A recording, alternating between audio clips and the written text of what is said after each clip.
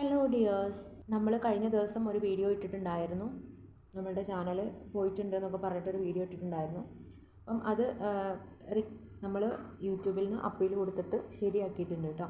അപ്പം ഈ ചാനലിൽ തന്നെ ആയിരിക്കും ഇനിയുള്ള വീഡിയോസും വരുന്നത്. അപ്പോൾ നമ്മളുടെ കാര്യങ്ങളൊക്കെ ശരിയായിട്ടുണ്ട്.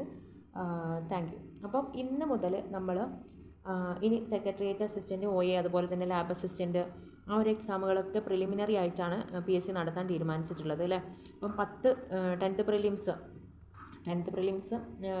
പ്രിലിംസിലായിരിക്കും ഈ ഒരു എക്സാമുകൾക്കൊക്കെയുള്ള പ്രിലിമിനറി വരുന്നത്.